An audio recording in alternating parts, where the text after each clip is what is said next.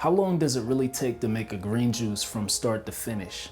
From prep to juicing to cleanup? I'll be timing everything today to find out. Plus, I'll be sharing a few tips to make your juicing process more efficient. At the very end, we'll figure out how long everything took. For this, I'll be using the Kuvings Auto 10 Plus from Kuvings USA.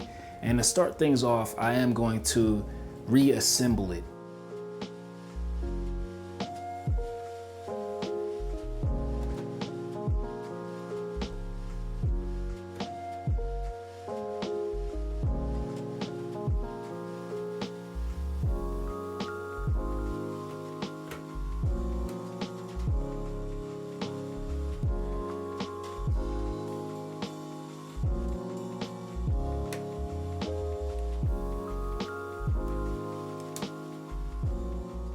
Lately, I've been heavy on greens, especially during the winter season. Today, I'm juicing 1 bunch of dandelion greens, 1 bunch of watercress, 1 huge English cucumber, 2 green apples, 1 key lime, and here I have a thumb of ginger. I source most of my produce from my local food co-op, which is organic, but for me, the real priority is knowing where your food comes from, especially if you're not growing your own. I always seek out locally grown produce, which in most cases just happen to be organic.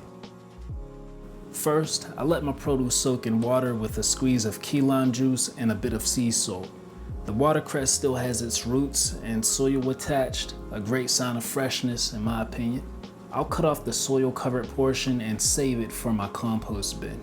Some people prefer vinegar or baking soda for cleansing, but this method works best for me. I let everything soak for about 5 minutes, then rinse again with a total time of 6 minutes.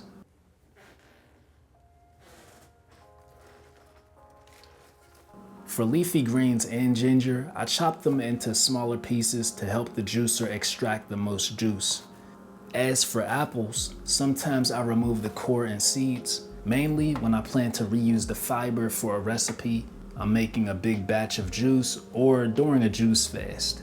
That said, I'm not worried about apple seeds. Many people hear about cyanide poisoning from apple and pear seeds, but you need to eat thousands of them for any harmful effects.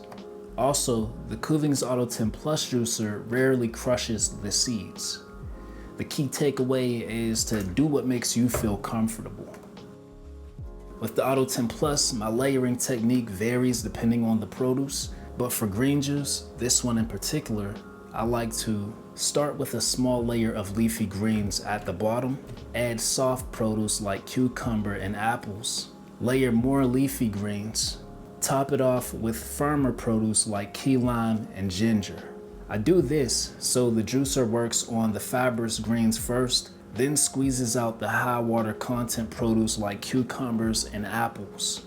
The machine will mix everything up, but I find this method helps get better extraction from soft produce. I do have my compost bin and my glass bowl. 8 cups. Now the Auto 10 Plus is fully loaded. This hopper is massive, and with the extension, it can easily fit whole apples. Even if you wanted to throw in whole beets, you could, because the stainless steel blade chops ingredients with ease. But if you really want to maximize your space, chopping your produce first helps you fit more inside. How many ounces of juice do you think I'll get from this batch? Take a mental guess and we'll check back in a bit.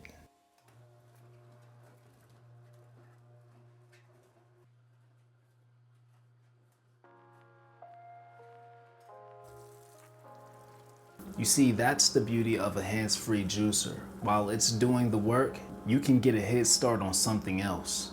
I prefer to use that time in between to clean, so all I'm left with at the end is my juicer.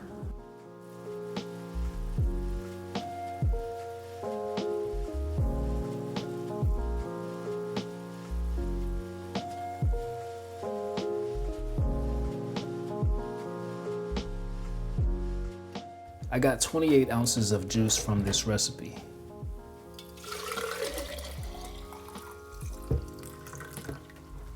That's really good for a green juice. Fire. Make sure y'all try that recipe. Almost close to the finish line, I'm gonna disassemble the juicer and get it clean.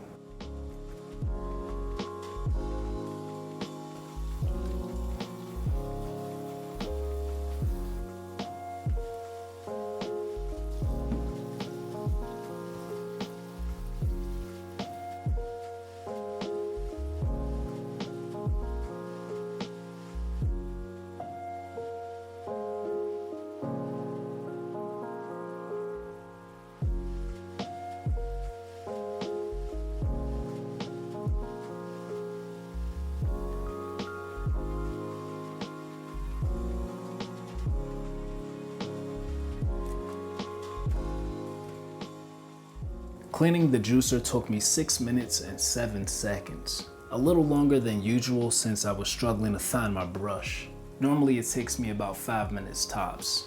The compostable bag saves me the hassle of having to clean my bin, makes the process so much easier.